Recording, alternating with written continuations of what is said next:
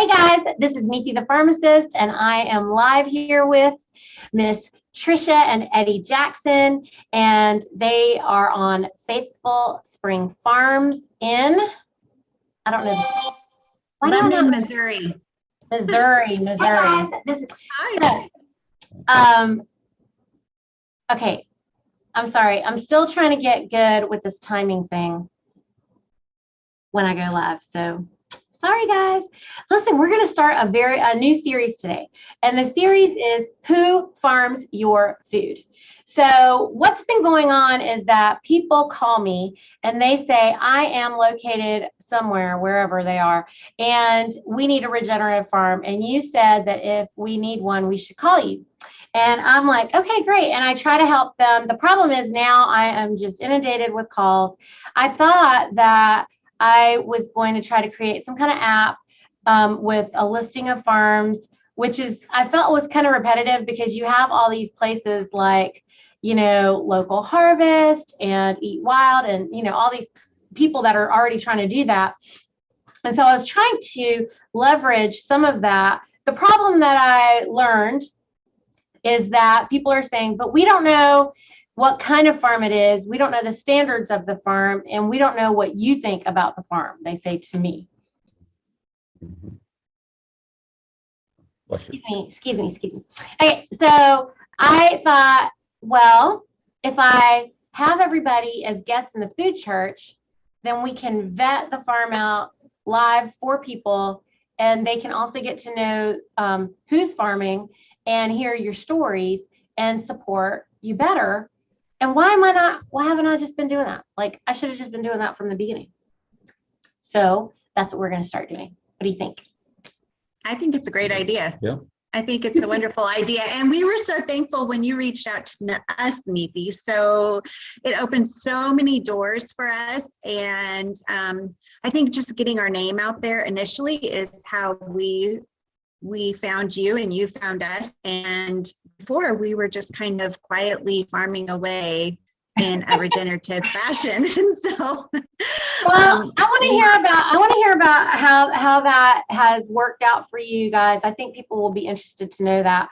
But before that, I would like for everyone to know your story, because what I was, you know, just saying, I find it so fascinating that you guys were farming in the state over, and it wasn't really working. You were both having to work off-farm jobs, or just one of you, or both of you, I think, right? Both of us, yeah. Yeah. And then you decided this farming thing isn't really working, so that we can actually like leave our jobs. Why don't we just go somewhere else and do it more again, like start over? Like, you know, people don't generally do that kind of thing.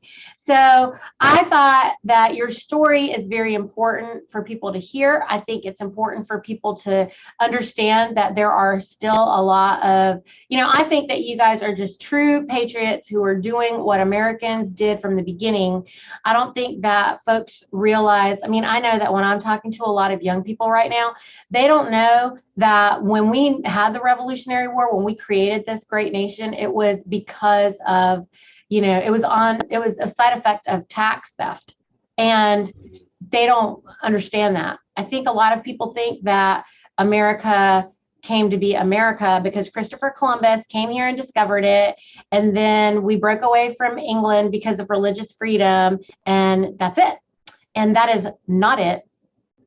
That's not what happened. And I think that it is time for them to hear the truth, because a lot of people think I'm just rewriting history. So you want us to kind of start from the beginning, I guess, of where okay. So we started down the regenerative path when our son was born with a heart condition, and the nurse from the University of Iowa wanted to do a survey with us, and she started asking some tough questions of like what we were exposed to 6 months prior to conception, even not even during pregnancy. And so that is really truly where we started our regenerative higher than organic standards, I guess is what you say. And but it's a process. It's been a journey. It's not something that's happened quickly. And one of the first things we did was evaluate and our pastures.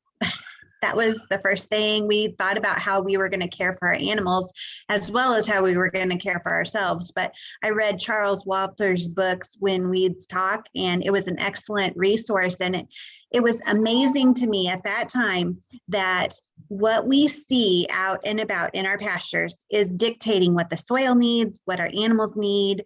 And so that's really where it started. And we lived in Iowa at the time, and we both worked off-farm jobs, and then we worked full-time and to put a paved road through our farm up there. And we thought maybe this is our opportunity to follow our lifelong dream. And so we started looking and chose Missouri because my parents would always vacation down here in Missouri. But once we got down here, we knew we wanted to have our farm on the same side of the road, because in Iowa, we had to cross our animals across a gravel road, which was dangerous for passengers, drivers, us, the animals. And so we wanted it all on one side of the road. And then we also wanted live water. And so we have springs here on the ranch. And it was those two requirements really that brought us down here. And then once we realized the cost of living was so much lower, we felt that it was a great opportunity for us to move our family, because we knew our kids wanted to come back to the farm and work. And we needed to find ground that had potential, but was at a lower price point. And that's what brought us here to Missouri.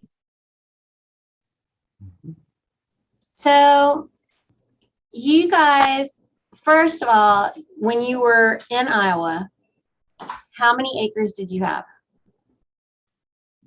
We owned 140 acres, then we had some rental ground. And so you guys were both working full time. I want everybody to understand this. You were working full time. Tricia, you were a registered nurse. Eddie, what were you doing? Mm-hmm. I worked for the utility company as a machinist, a mechanic. Yeah, Okay. and both jobs required more than 40 hours. So we were about 50 hours off farm, 50 to 60. And you were managing 140 acres. And Plus 80 head of cows. Yeah. And We rotationally grazed. we had 80 head of cows, and then we had pigs, pastured pork, and we had about 200 laying hens. And we supplied the local CSA, organic CSA, with eggs. So we would wake up every Wednesday morning about 4 a.m. to go deliver eggs. I mean, we were burning the candle at both ends. It's this is what I'm thinking about right now is what eaters say to me. I have a lady who literally just sent me an email, just sent me an email today. And she's saying that, we have a membership over here because, it's mostly for legal standpoint, but also because there's brick and mortar involved, also because we're giving full retail to the farm and we're not taking any margin on it. Also, we're paying, paying for labor, taxes, insurance, and commercial space. So I guess I'm supposed to just do that for free and provide them with convenience for free. And then the farm is supposed to bring it all here for no commitment and just pay and just have it here for these people, because somehow it's your job to nourish them. That is what the eaters think. And they don't understand that for you to do what you were doing, which I'm sure you could have fed based on what your numbers are. I mean, wouldn't you say that you probably could easily have fed between 200 and 500 families, depending on just if we would have if we would have retained all of our animals, yes, we could have done that. Mm-hmm. I mean, and you have the potential to grow from that even if you wanted. Right. What would you say your capacity was there if you were to guess? That if everything at that place in Iowa, if you wanted to just only feed people, what would you say would have been probably your capacity there? Like if everybody People we could feed. Well, on all of them. I mean, at the time you've asked that, like you've challenged us with that question. Like there's a difference between wanting to feed people and able to feed people. No, I want you to tell me what you're able to have done with that amount of land, with what you had labor-wise and whatever. I'm asking. If everything was sold, if everything was pre-sold. Everything was pre-sold. Oh. What would you feel Wow. good? Well, with the broilers and the eggs and the pork and the lamb and the beef, and that's tough. I don't know, maybe 50 families? No. Yeah. I think. You don't think so? And that thing. I'm sure you could do way more than that. I just am saying that based on, we don't even have the beef numbers that you guys have. What I think is when we had off-farm jobs and we were just doing this full-time, but in the evenings, we never thought of those numbers, Nathy. We never really tried to think about what that would look like. And we only sold according to word of mouth. And I mean, you guys were not full-time in sales on purpose because you needed to have your jobs. So I'm saying if you were earning off the farm, this is what I want eaters to understand. Because first of all, I don't know any eater that can even fathom that many acres of land. What does that look like? How does that feel to be responsible for that all the time? They don't know. And then all that cattle, I'm exhausted thinking about it. Okay. Like, you know, that's a lot of heartbeats for you to be responsible for. And I want that to sink into people's heads because they don't understand how many heartbeats you're responsible for. It's not a joke what you're doing. You're not going out there going, oh, about, you know, we have 10,000 birds and 5,000 of them died. That's just, you know, a life in the day. No, it's not a day in the life. That's what it is for commodity. Okay. Right. But it is not what it is like for you guys because, you know, this is your family. This is your home. And that's what I want eaters to realize this part. First of all, I want them to understand what kind of risks you guys are taking. What responsibility is it that you're taking? Like all I've heard anybody say with this crisis that's going on right now in the world is that everybody should, you know, go out and prep and be a homesteader. Or you could support somebody who knows what they're doing. And we can have a community of people that we're all supporting each other because, you know, I don't know what to do with all that livestock and everything. I don't. And I don't pretend to do that. Okay. That's why I support and honor the folks that are doing it. And because you guys don't have time to just be speaking about it and teaching about it and promoting it. I mean, I know that you love to do that, Tricia, but I'm saying you don't have time to do that to the hundreds of people that should be coming there to get their food. Right. And the thing you pointed out was the risk. I don't think people understand the risk. We went out one night and or the next morning to open our chickens up and something had gotten into our coop and we lost half our birds. Like that's devastating. That's sad. That's a reality. And the other reality is there is never an animal that's the same. There's never a health condition that is the same. So you're constantly learning. It's not like you can say, oh, well, all cows need this mineral. No, you're going to have, until you've culled your animals and you've looked at their body conditions, you're going to be dealing with and regenerated your soil. You're going to be dealing with health conditions that you have to research and find out. So it's something you're continually learning. And none of this happens overnight. You know, even just with the smaller enterprise of the chickens, you know, if you start with a baby chick at 3 days old and it's, you know, up to 16 weeks, 12 to 16 weeks before they start laying. And then right after they start laying, then something eats them, a hawk or an owl comes down and then you're starting over. Or with the beef, you're taking 27 months or so to finish them. That's a lot of faith starting out that, you're going to start here, but you're not going to finish till way, way later. So it's not easy in and out. And the other thing that I think is really important is when it's raining or it's sprinkling outside, we see that as a time to even get ahead on cleaning pastures if it's not too muddy, things like that. We don't take a day off, and thankfully Sundays, but thankfully we love that work. And I think that's one thing you really have to understand is you have to love that work. You have to be okay with not leaving your house, with not leaving your farm, and never having a vacation. Or every day just don't. Or every day is. And that's how we look at it, because we love the life. But you really have to love that life.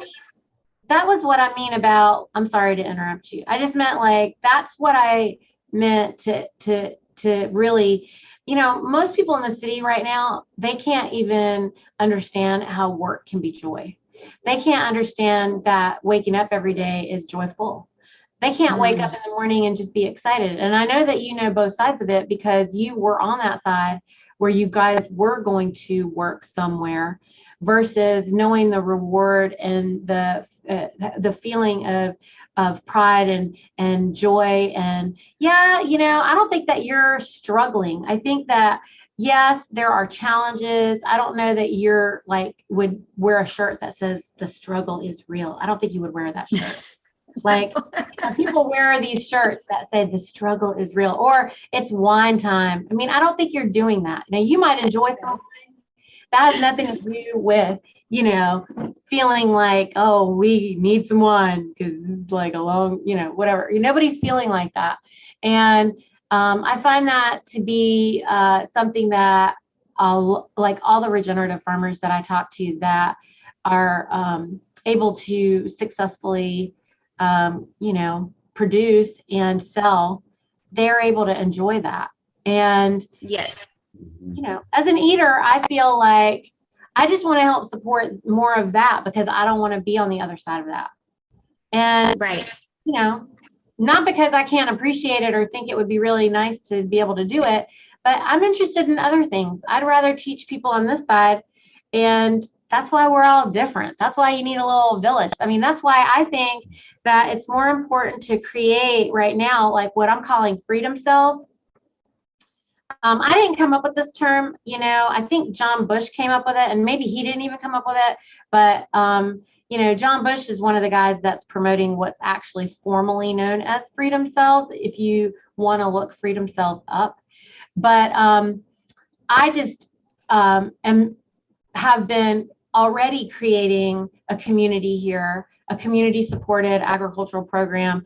It is a CSA program. It's not like a traditional CSA in the sense. I just think it's eaters stepping up to support the farms instead of the farms creating something for people to come get their baskets. So it's a little bit different in that way. But a lot of folks just don't understand, why I'm doing it. And I was sitting here in North Carolina, Tricia, I watched 20% every year of our farmers go out of business. Mm-hmm. And Eastern North Carolina is owned by China and Smithfield, which is China. And, we don't have any farms left, hardly. And I mean, I've been doing this for 12 years here, and I have watched farms start and quit, and most of them don't last more than 3 to 5 years. And, one that just went out of business this year, just now, they just sold their farm. We were taking over a lot of their herd, and a lot of their customers are why do you have all these membership fees? Why do you have this program structured this way? Why is all this other stuff? I mean, also we're in town, also we're in commercial space, also all these other things. I'm like, well, you should aggregate your own stuff by going to like 5 and 10 farms and get all your stuff. And you should also do it every week. Every week. Mhm. And you should drive that 50 miles or 40 miles or 30 miles, and definitely not 5 miles or even 12. You know, you don't just drive 12 miles or, 15 miles or 20. In most cases, you are driving a good 30, 50 miles to somebody. And I mean, it's true. You're driving at least 45 minutes to somewhere. Okay. And you should totally do that every single week and support them every week, And if you're not going to do that, then that's what this is for, and it's cheaper than gas. Right. And your time. It's your a time. a convenience society. That's the way everybody's used to is. Right. I mean, Just- you could say that it's centralized, but it's not really centralized because the farmers that come here choose to be here because they're members also. And the eaters that come here choose to come here because they're members. And it's a hub. It's a hub, and we're just managing the hub. And the fees they pay for the hub to operate, and it creates ease for the farms who can come and just fill a bunch of freezers and leave, because with everything else that you guys are doing, if you know that there's somewhere for you to take all the food and know that it's just going to sell, then you can go back and focus on the land. Right. That's true. Yeah, It very is. much so. Or they should come out to see you regularly. Yes, we love farm visits. We love to have people come out and see us, and it's an opportunity to educate the eaters and really let them experience it. Especially the last time Emily came to get meat, she was able to do chores with us, so she was able to watch us rotationally graze the animals. So she knows day in and day out what we do and the joy that the animals get and the joy we get from moving them and rotating them. So Bottle feeding the lambs, how can you Yeah. not smile when you're doing that? Okay, let's get back to, I'm sorry, I didn't mean to get distracted with some of this stuff.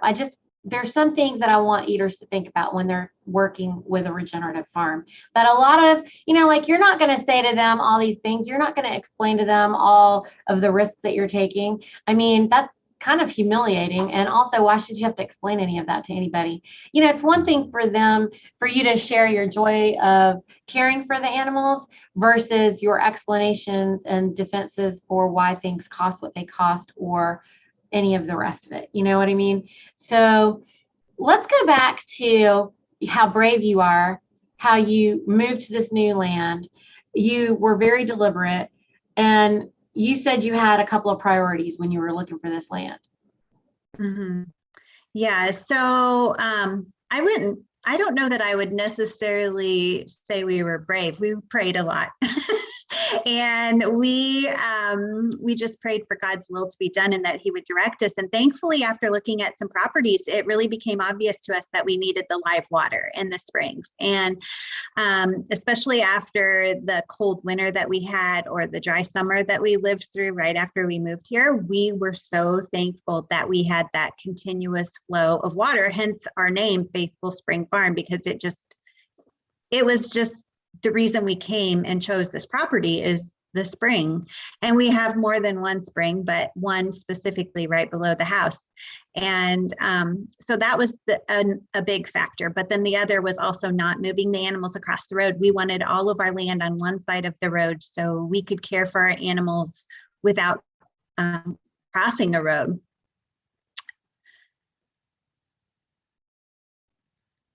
But I wouldn't really consider us brave. We were just willing to look at open doors and continue to move forward and really follow our dream.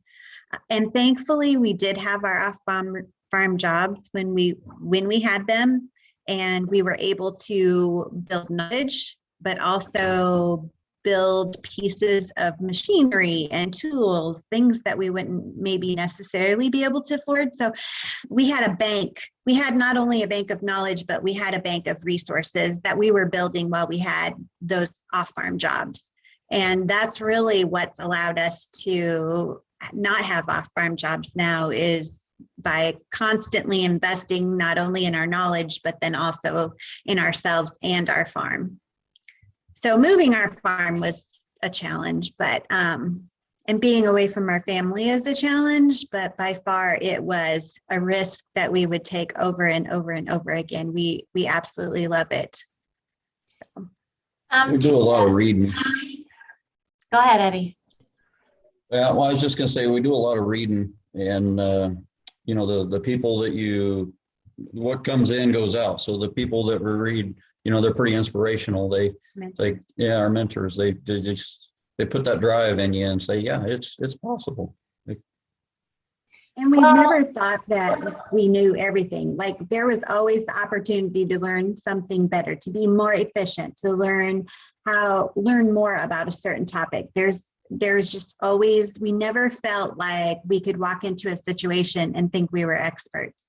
Like, there is that desire to constantly be learning and understanding, maybe whether it's the perspective somebody else is coming from. So we try to keep an open mind when we listen to other farmers or ranchers and see what can apply to our operation. So being open-minded and reading and continually seeking knowledge, I think, is really vital to the success if you choose to not have off-farm jobs. I think that you don't even realize how brave you are when you keep saying, we took this risk and we took this risk and we took this risk. I mean, it takes a brave person to take a risk. So you are brave. And I think that it is, you know, you guys are the demonstration of what can happen if you want to create your own reality. I tell everybody, I'm like, we have the power to create our own reality. And a lot of people think that's some kind of crazy talk. And I'm like, no, I mean, if you decide that you want something and you know what you want and why you want it, then you're able to move in that direction, which is what you did. I mean, you knew what you wanted, you knew why you wanted it, and then you took a step in that direction. That's brave.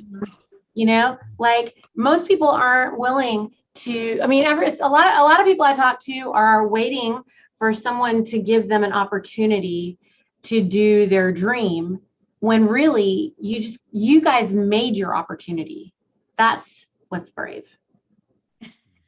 Well, and some of it is we looked at the big picture, but we didn't focus on the big picture. And we, like you said, we just took one step at a time. If we were to look at our ground that we have now, 125 acres of it is timber. Like, it was solid timber. And so you just have to have the mindset that I cut a cedar down today. I had 0.01% of pasture improvement today. Not I have 1,000 more little cedars to cut down. You just know that you cut the one down today, or the 10 or the 20 or the 100. And so I think that was one thing that got us through our move. That's one thing that continually supplies us with energy to sustain this lifestyle, is we just look at the next step and we accomplished this, and we're that much closer, like, and enjoying that journey of it as well. So when we moved, it was the steps. They were little steps. We didn't look and say, oh my goodness, this is all we have to do to move. No, we just took it one little bit at a time. And I think any aspect, especially on the regenerative farming, is, you know, that be celebrating those little goals each day is key. And you know, when we first moved to the property and it only had 7 paddocks, and we tripled that and we had 21, we were happy, but we weren't content with that. So the next year we moved, and this year we're hoping to do double rotation. So just, yeah, that little step in each day is really where you have to focus. You focus on what you want, not what you don't want. You know, you have a goal, you focus on that. Yeah. That's right. That's right, everybody. See, that's what I say. There's always two ends of the stick. There's what you want and what you don't want. And if you're looking back at this all the time, how do you get over here? You can't. You got to just go on that way. And so I love what you're saying. I mean, it's so important for everyone. I mean, that's the same thing for everybody to know about how to get their health back or how to, change your lifestyle or anything. You just want to look at, if you got to watch where you're going, right? Keep going straight. If you're trying to walk to Florida, you got to be heading towards Florida. You can't deviate from that and still get to Florida. I mean, you might eventually, if it doesn't matter if you're zigzagging. I think backwards, eventually you're going to turn around. Right. And that's the other thing I love is that you are not trying to meet a deadline. You are trying to enjoy your accomplishments in every moment. Except maybe house projects.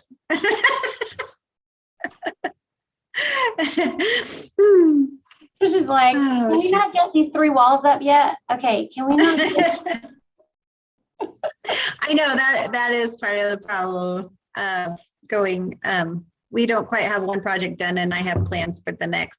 So you're the visionary of the farm, and that's what you're supposed to. I mean, somebody has to be the visionary. And then you got to allow for all the pieces to fall into place behind that, otherwise there's no vision to follow. Right. So right. That's appropriate. Okay. One thing that you guys have done on the land, okay, so you're known for beef and blossoms. How did you decide that? Because you were doing hogs and you were doing chicken and all this other stuff before. When you came to this new land, how did you decide, hey, we're focused right now on beef and blossoms? Because you definitely changed your focus when you moved. How did that happen? Well, we knew the most about cattle and cows. And so we felt comfortable because there is a huge learning curve from moving animals. They react differently to the soil, the forages, the climate, all of that. And so we felt most comfortable with starting with cows. And then the reason we chose flowers to go with cattle is because one of our daughters wants to be a flower farmer. And so when somebody was here visiting, I just teasingly said, I'm like, yeah, we're beef and blooms. Like, we're beef and blooms. And she's like, oh, that's so catchy. And I was like, perfect. So that's kind of where we went. We would love to raise our own hogs, pastured pork again. I'm not sure that it will be on a commercial scale, but definitely once you've eaten regenerative food, it's really hard to go back to conventional food. So it's more of a personal preference of having our very good quality eggs and pork and lamb. But yeah, that's right now where we need to focus. And we're hoping to branch out from there for our children because they all want to come back to the farm, and we know that we need more income streams. So right now those two are complementary to each other because of the time that they take. So once we get our cows rotated, we can work in the garden, work on the flowers and things like that. So basically they didn't take away from each other, which is why we chose those two enterprises. And it was one that we had more knowledge in. Well, I think that that's important, but you also were allowing your herd to heal. You knew that you did something really big in moving them. And you knew that you weren't going to be able to, like, all of them weren't going to make it and be as strong. Right. Yeah. And that was a hard learning curve. That was not something we really, when we first started thinking about moving, we did not anticipate that because we took our healthiest animals with us. So, and I would take them all, I would take the same ones over again. Our herd is trained. So when we open a gate, they just come. And that's the main reason we wanted to bring some cows with us instead of buying all new. But yeah, we didn't anticipate the herd health to change from the stress of the move. You didn't? I didn't anticipate that. I mean, I knew there might be some learning curve to it, but I didn't anticipate the amount of loss that we would have experienced with the move. And I think it was just really stressful on the cows. You know, they were in their last term of pregnancy or had young babies on them. And so, yeah, it was, but at the time we didn't really have a choice of when we were going to move. So we were just going to deal with it. Like that's the way it's going to be. So we'll make the most of it and we'll learn from it and move on. I think it's so hard for us to move, like adults, like human adults who are choosing to do the move. And so I feel like when you move children or animals, it's harder for them because it wasn't something that they really chose. It's just like all of a sudden this is happening. And, you know, that's kind of stressful. Probably those pregnant mamas were like, really? Well, and thankfully they still recognize, you know, it's not, they may have been in a different environment or surrounding, but they still recognized us. They still recognized our farm equipment that they were completely used to. So the transition that way, you know, was not stressful, but just their health. It just took a toll on their health. And right. Well, you have the farm that we bought, you know, it was organic by neglect, basically. Yeah. Mm-hmm. So, you know, we had the farm fairly fixed, I'll say, in Iowa, and we come down here and, you know, the soil is in poor shape.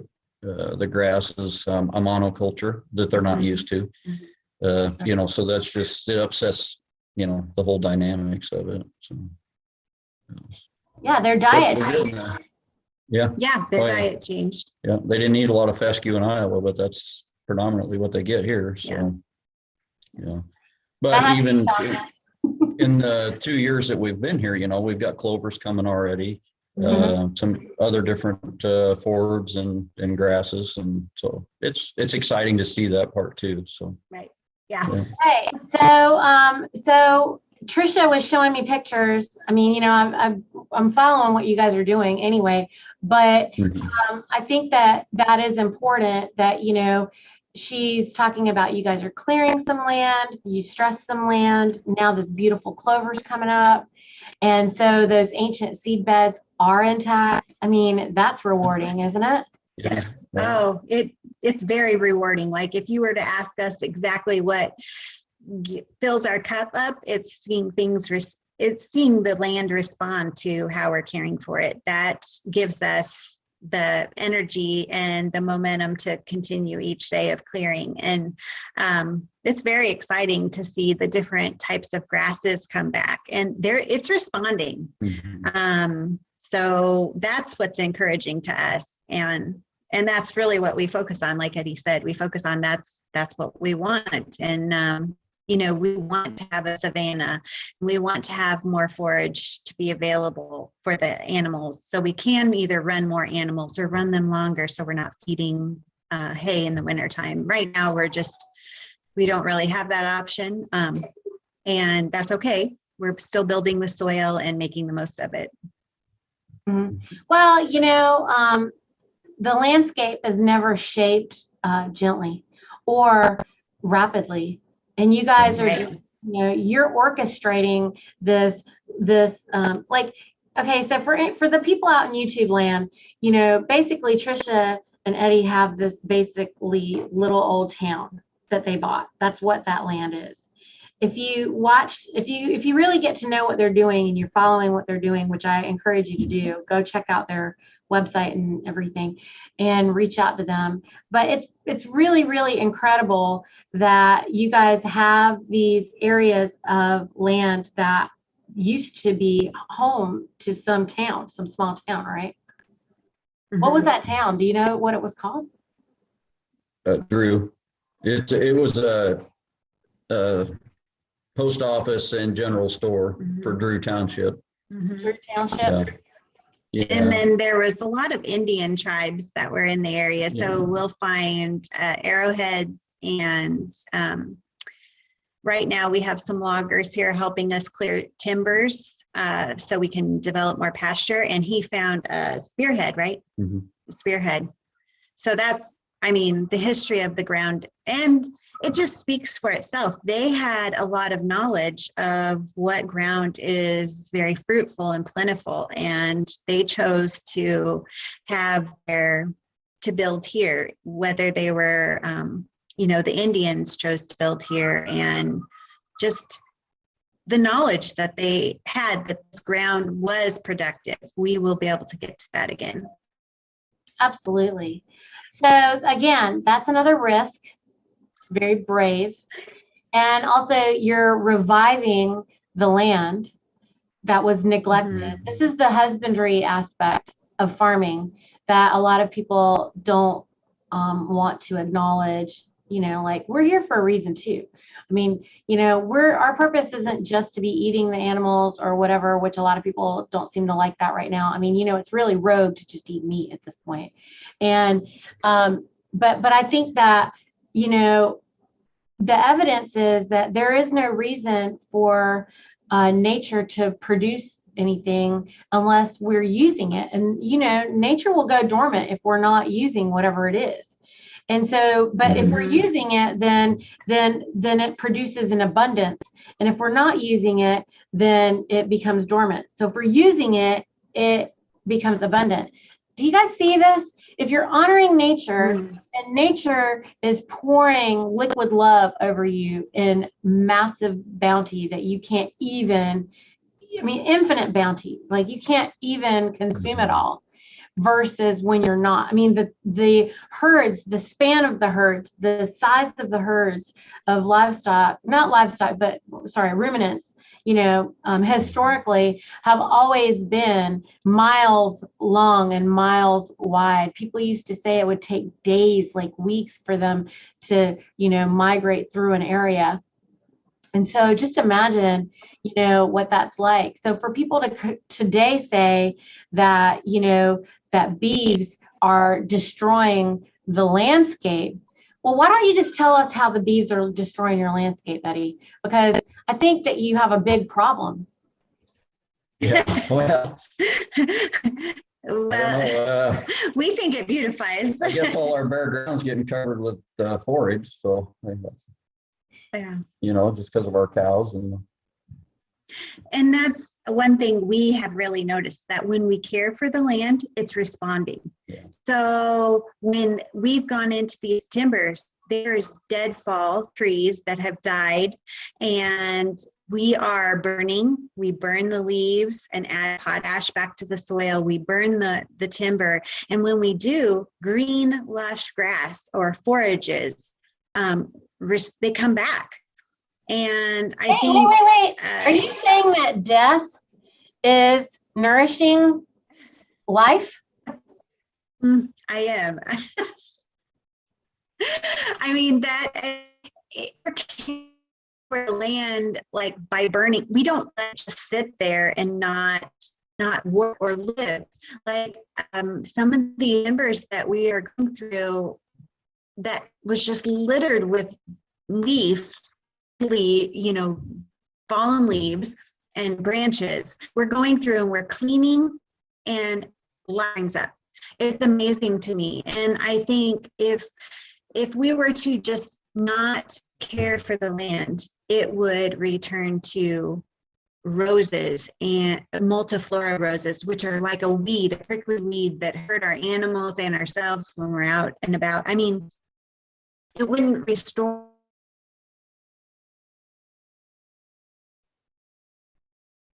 Uh-oh, we lost them, but hopefully we will get them back, guys. Looks like they're trying to come back. So the fun of talking with the farmers, of this rural conversation that I want to continue to keep having, it's tough because a lot of these folks are so far away from the grid that, oh, there you are. Are you coming back? Yeah. Yep, we're back. Okay. Yeah. Your camera's off. When we were in Iowa. Oh, are you there? Yes, I can hear you. Go ahead. I'm sorry. Okay. So, that farm that had been in our family for, just 30 years or whatever, but after rotational grazing for 6-7 years, the native plants were coming back. We had 7 different native grasses coming that were just showed up, and that's pretty, we're waiting for that to happen here and see, that's pretty neat. I mean, isn't it amazing you massage the soil, not you, but the bees? Right. Yeah. Right. If you didn't have the bees massaging the soil, I don't know that this would be happening. What do you think? Well, no, because we'd run cows on that for years and years and years, but we weren't doing it correctly. When we started working with nature, the way God created the cycle to work, then life shows up. Things work. Mm-hmm. And we started having more animals, wildlife returned. Yeah. The other day we were working out in the timber and we looked down, and there walking down our driveway were a pair of geese. And I was like, oh, they're happy. I mean, we have bluebirds and we have cardinals and we have so much life here because we're caring for the land and the environment and our animals and each other. And so it's so exciting to see animal quail are back. They know animals know where to go where the food is healthy. If you turn a cow onto a fresh patch of grass, it's fascinating to watch them because they just have their nose to the ground and they will stop at the most nutritious forage there and they'll eat. And then once they've consumed it, they'll keep traveling and they'll stop and they'll eat the next set of nutritious forage. And it's just fascinating to watch them so animals know, wildlife knows where the land is being cared for. And that's really encouraging to see wildlife come back to our land. I mean, yeah, I think that's what we're trying to teach everybody, right? I mean, that is what regenerative agriculture is. When people say, what is regenerative agriculture? Regenerating land, regenerating the life. You're creating the balance of the ecosystem so that you're restoring the hoops of life on the land. Yeah. And it all starts in the soil, the soil life. Once you start getting your worms and, your microbes back in your soil, then it all just builds up and adds up. And yeah, that's, so you start to see earthworms out there, you're getting in the right directions. You created a mineral program on your land. You want to talk about that? Well, we went to a class we were having health issues with our move. So we went to a class down in Texas and started feeding a different mineral. So we were organic certified mineral before and found out that it had cadmium in it because it was probably a mineral that came from China. And so that was frustrating. It was causing health problems, even though it was organic certified, OMRI certified. We thought it would be safe for animals, but it wasn't. It was toxic to our animals. And so through that process, we went to a class and we developed a mineral program, much like the beginning of our journey in restorative ag. You seek it out because you want to not only do it better, but you want to do it more inexpensive, I guess, bottom dollar. And that's what I don't think people understand is regenerative agriculture, because you are working with nature. It is a cheaper route once that infrastructure is done. So we went to this class and learned there's 3 things basically that we feed free choice to our animals. You want to talk about them? Apple cider vinegar, with the mother. And then we use free choice. That's given free choice. And it's kind of hilarious when they drink it for the first time because but they like it. I mean, they go back for it, but it's just like nothing they've ever had. And so they wrinkle their nose and lick their nose, and it's kind of hilarious, actually. And then we use a mineral salt, which is a naturally mined sea salt, and it's mined here locally. Well, Kansas. Fairly local in Kansas. We keep that free choice, as well as we use that in a brine water, so that it's more bioavailable to the animals. Mhm. And then we use sodium bicarbonate, which is a naturally mined baking soda, basically, out of Rifle, from Rifle, Colorado. Yeah. So and that's all that we give them for minerals. And the interesting thing is when we move them to each paddock, they will take different minerals that they need because they're great at knowing what they need. So in the winter, they drink a lot of apple cider vinegar. They might go through 5 gallons a day in the winter. And in the summer, they'll go through 5 gallons a week because they don't need the energy. Wow. And so back to Tricia said that we went to that class in Texas last February, and so right now we're in the process of setting up that class to be held here and coming this fall. So we just we want to share the knowledge, just like we're doing here on this. We want to share the knowledge of what we're learning for other people. So Right. So the other reason I wanted to do this series is because we want to create this other path, right? When you have problems that are happening in the world, such as they are, then, we need to be able to have a path of solutions for people. So I'm hoping that this video series will help people, come up with those different solutions, because whatever it is that you guys are doing there, maybe that isn't a fit for somebody else, but maybe something one of the other firms are doing will work. I just want to create this gigantic library of everybody and anybody who's regeneratively farming and sharing what they want. Now, you guys are seeking more eaters. You have room to feed people because you just moved, but you're on some kind of time delay because of the move, or because you have not regular volumes of food ready yet. I mean, tell me what's happening that way. So because it takes so many months to feed out a beef, we have to about that too, please, from beginning to end. So we're a birth to butcher farm. So, and we feel strongly about that because the stress on the animals is really low when we're birth to butcher. They don't leave ever. And so once they're born, it takes 3 years almost to grow them out with grass-fed, grass-finished. They don't receive any grain. And so we have to know 3 years prior, or even 2 years, how many people we can feed in 2 years. So that's what is so difficult is, so what do you do first? Do you find the customers and then say, wait, it's going to be 2 years before we're ready to feed you? Or do you hold them and pray that you can find the customers? And at that point, you don't know.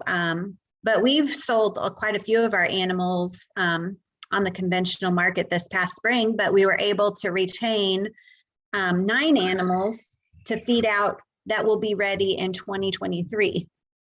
So, we have those 9 animals that would feed about 18 families if they eat a beef a year in 2 years. So that's the most difficult part is it's not a quick return on product. Beef is not, because we don't feed them conventionally. Obviously, if we had them in a small little pen and we were force feeding them, they would grow out in 15, 18 months, but we don't have them in a small little pen. They're out exercising and doing their own work of feeding themselves. And so, they're gaining only 3 pounds at the most per day versus 4 pounds every day, no matter what the day in the feedlot. And so let me ask you a question, Tricia. I'm interrupting you. I'm sorry. I'm interrupting you because you are saying you can feed 18 families halves. So what people don't understand is how much beef is in a half. Also, what if you were to feed more families on a regular basis? So let's just say this is the reason why I created the church program the way that I did, is that we sell beef boxes in 15 pounds or 20-pound increments. And we do that because we need projections to know how much beef we need down the line. So how many animals to keep. All right. Eaters, pay attention to this part of the conversation, okay? Because what I'm trying to help them know is how they can feed more people. And eaters, you also need to know how you can support someone so you can just have beef all the time, because this is what I wanted. I figured this out in this way because I just need beef for me all the time. Okay. So I wanted to make sure, how can everybody do that? Because I don't want to be living alone in this world by myself. I want lots of people to do that. And these farmers need to know how much to grow. I mean, hello, that only makes sense. How do you plan for something if you don't know what you plan for? So the problem is this piece. Everyone thinks that if you go to a farm, you can only buy a whole, half, or quarter, which they don't even understand how long that's going to last them because they don't know their pars. This is the problem with the eaters. For the farmers, yeah, on one hand, it's nice to just get rid of all your beef to a few people versus dealing with a whole bunch of people, because eaters, they don't want to talk to a whole bunch of you all the time. They really just want to know that their beef is sold. And so I'm trying to be in the middle of this and say, hello, you could only feed 18 people, or you could feed a lot more families that have a beef and let them get a little bit every month, which is all they can really eat anyway in that month. And then just know they're going to want some every month, all the time. Isn't that a relief for you as a farmer? Yeah. The producer, is that a relief? Or is it, I mean, I think it's fine if it's a relief for you to know that I definitely can sell 5 whole steer to this 5 people, but isn't it more of a relief to know that these people need me all the time? Right.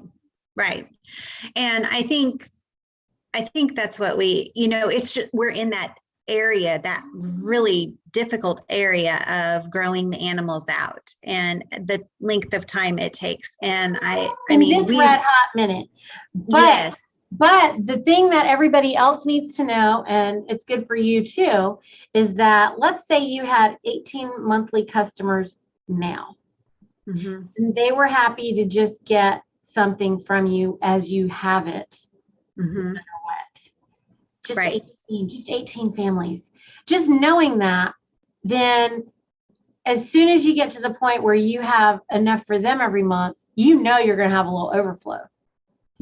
Right. Because Eddie's going to make sure, because Eddie's not going to be hungry, because he's going to be like, they're still hungry. They're still hungry. They're still hungry. Okay, we still, all right.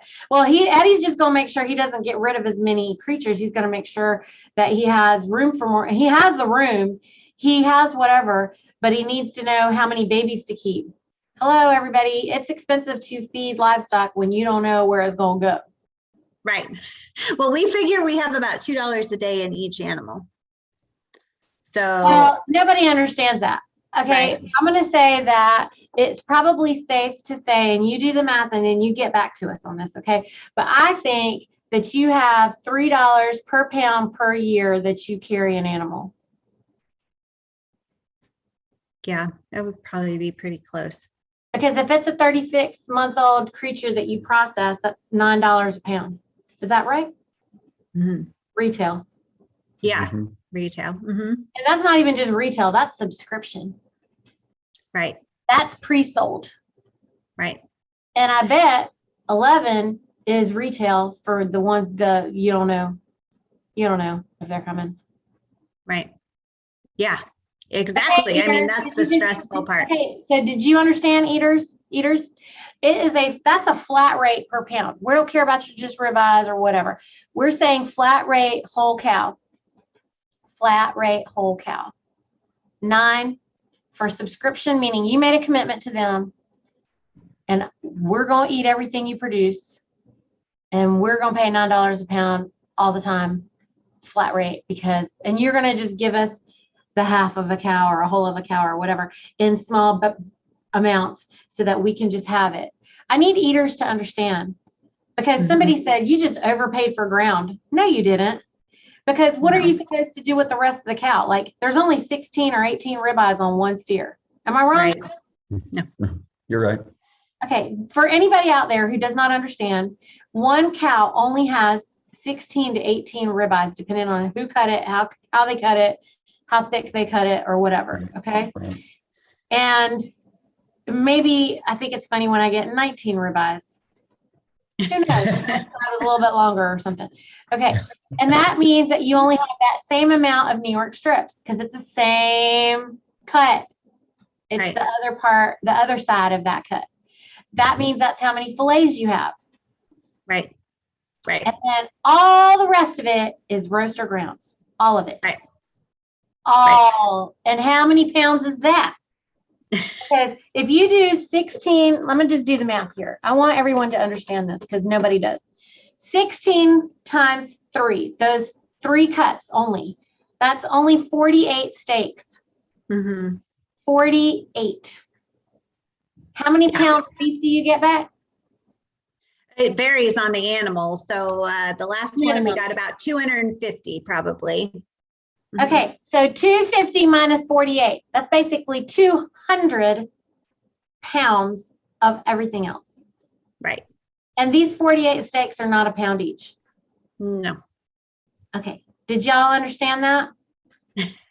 Actually, that's more than 200 then, because if these steaks are not 48 pounds, it's actually maybe 30 pounds of only steaks. And all the rest of it is ground and roasts. Right. So if you only want to eat ribeyes, what are you supposed to do with the rest of that 200 pounds of creature? Well, and I think that's about being an ethical, everybody's so focused on ethics and I don't like those words. conservation. I'm going to just stop you right there. No. But they're so Responsibility. focused on that, and we need to eat the whole animal. Right. That's called responsibility. Let's stop. Yes. I mean, I don't need to have an ethical conversation with people because that is a lie. It is I don't want to use the words of the liars. Okay. The people that are selling you lies, and more lies are the ones who come up with these words. People tell me I'm convoluted because of the program that I created here. I'm not the one who's convoluted. It's the liars that are convoluted. This is what I'm talking about right now. This straight up numbers. This is called math. Okay. Math isn't science. Math is solid. Science is an observation. Science is an opinion. Science is not solid. Math is solid. Right. Okay. Well, and if you I don't want to talk about ethics. Okay. What I want to say is responsibility. I'm just saying, if you were to get that full freezer full of meat, if you were to get a half of an animal, a consumer was to get a half. If they ate all of their steaks, that's what they would have left, is just roast and ground. You just do not eat all the steaks at once. You have one every other week or one pack, Okay, so let's stop that for a second. I just want them to first understand the volume. Okay, that's the same idea. It's a bad idea, okay, people? It's the same bad idea when you only eat chicken breast and you throw away the whole rest of the bird, okay? The people who think you should just only have chicken breasts. When I was growing up, you couldn't just buy chicken breasts. That's crazy. I mean, you could buy a whole cut up chicken in a tray, but you couldn't buy a chicken breast. I remember when I was in my 20s and all of a sudden someone told me you can buy a bag of leg quarters and mix 3 or 4 birds worth in a bag. I thought that was so cool. Like you could get 3 or 4 chickens in a bag, right? Like cut up, and it was, like a big volume bulk pack for cheaper. That's cool. But then after we got married and stuff, then that was about the year that Sam's came out. It didn't happen before I was married. Okay. So when Sam's came out, all of a sudden they had this thing. It was called a bag of chicken breasts. Where's the rest of the bird? Where did the rest of the chicken go? I don't understand. And then they said, oh, well, you can also buy this bag of boneless, skinless thighs. Why would I do that? Where's the leg quarters? Where's the, this is coming from somebody who wants bones because, I think you might have cheated me when you cut some of that meat off or something. And that is what people are not thinking about. So now you got a whole population of folks that just think that chicken means chicken breast, like boneless chicken. And that beef means, a bunch of steaks. They don't realize that there's all this other stuff. Now you can take your chuck roasts and stake those out into cowboy steaks. That's awesome. That's more steaks. They're nice and fatty. Also, you can take your sirloin and you can stake it out instead of just having sirloin tip roast. And now, boom, you got more steaks like that.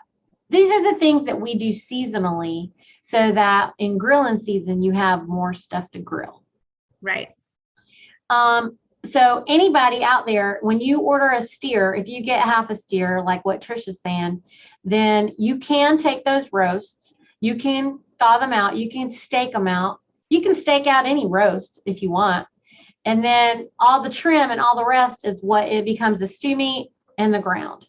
Now, when you're having to think, if you want to be ethical, then you should think logically about the whole creature and what is happening to all of it, not just one part. Because when you're just eating the ribeyes and the fillets and the New York strip, it's funny because you're only eating the breast, basically. Isn't that true? Yes. About the breast only, and nobody cares about the rest of the whole creature, which is crazy.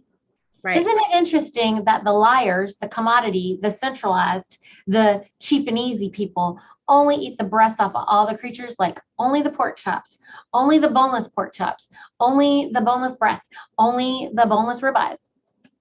Isn't that interesting?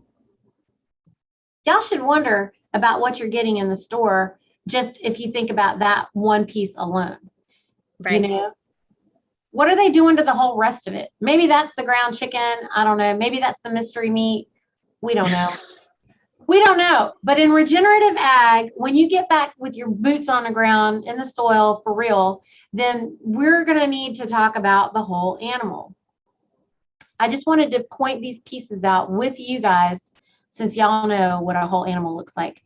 And I'm just not the farmer, but so now everybody heard it from you. That's the whole thing, right? And Eddie has many talents, including how to butcher a cow, right, Eddie? Yeah, I know how to butcher. He knows. Yeah. Okay, so as we walk into this next revolution that we're walking into, everybody, I want you to be listening to the various conversations I'm having with all the other farmers, just like we're having with Tricia and Eddie. I want you to know that if you're not willing and ready to either homestead and raise and process your own animals, you should be willing and ready and open-minded about wanting to purchase rogue meat that other farms are having to butcher, because the centralized systems are not working in our favor. Now, Tricia and Eddie might be thinking only in holes, halves, and quarters because they're trained, you know, and they're really good at their training that they get. They're really, really super solidly trained and only being allowed to sell wholes, halves, and quarters, as the whole Department of Ag in this country has taught all the farmers that they're only allowed to do, which is the reason why it's hard for eaters to just go to a farm and buy one pack of meat. And that's the reason why a lot of eaters haven't thought about going to the farm to buy meat, because they can't understand why they can't just buy what they need for this week. And one reason the quarter, halves, and wholes, a lot of our customers actually were raised on a farm, and so they are used to eating a whole animal or a half animal, or that's how they grew up eating, were those animals. So we haven't marketed a lot for like city dwellers or people that live in town that maybe didn't grow up on a farm. So that's a lot of where we've, why we have sold the quarters, halves, and wholes, is because the people we are selling to, our customers, they have that in their background. And so we would love to sell cuts, but that's also what they're kind of dictating. And I think it is because that's how they grew up. You know, they were used to eating the whole animal. So most people with the farming background, that's how they prefer to buy their animals if they're able to store it. So that's one reason. But well, and if all your customers have a farming background, they might just either go back to farming or whatever. But then there's an entire world of people who have no farming background. Right. And so for that reason, that's one of the reasons we're having these conversations, number one. Number two, if you have that farming background and you go directly to a farm and buy the wholes, halves, and quarters, that's easy. It's wonderful. And it's lovely for you to make a commitment to a farm and say, hey, I'm going to come back and get this whole half or quarter every 6 months, every whatever it is. But I think that if you guys have a commitment from them and know that these are our customers, they know we're going to harvest at this time, and everybody gets their beef in the fall and in the spring, or whatever the timing is, however you do it. You know, mostly I know everybody wants to harvest in the fall. I know why, because you want to do it at the end of the grass. I know you don't want to have to carry animals over the winter. However, a lot of times people are trying to get beef twice a year or something else. And so I don't know if you have the capacity on your farm to hold in freezers or whatever, so you can have people pick up more than once a year. Is that true? Well, that is part of the infrastructure we have to have, is the finished part of having those freezers in the freezer space. And we've looked into, if we do start selling cuts or subscriptions, what it would cost for us to initially get set up for that. So currently we have 3 freezers that we do hold meat in, packages and stuff, but you know, that's pretty limited. You know, so we're looking at like a walk-in freezer and building that. Yep. So more infrastructure, folks. So that means that you need to have infrastructure for storage, and which, by the way, a lot of folks are using a lot of shipping containers for walk-ins. I think you already know this stuff. You're smart. I mean, but just FYI, you know, nice and big, can hold, and yeah, you need a couple of them, you know, if you're going to do that. But again, eaters, you're putting the onus on the farmer to store the meat for you, which is fine. I'm not saying the farms don't want to do that. I'm just saying that if you're having a harvest in the fall, you pay the processor for packaging and everything, and you've carried the cost of this beef from birth to slaughter, which means you fed it, you raised it. There's a lot of money in this creature, and then you are holding it and storing it. And you have to have a standby generator just in case you lose power, so you can keep things froze. Right. Reason number 10 million why I'm like, if you do subscriptions, you're moving animals constantly, okay? Everything's coming in and out and in and out, and you're never just stagnantly holding something. So, you know, you might not need that in your market where you're at, Tricia. Somebody else might, but eaters need to understand it every way you look at it, that, yeah, you're having to be responsible, because you can't call the power company, can you?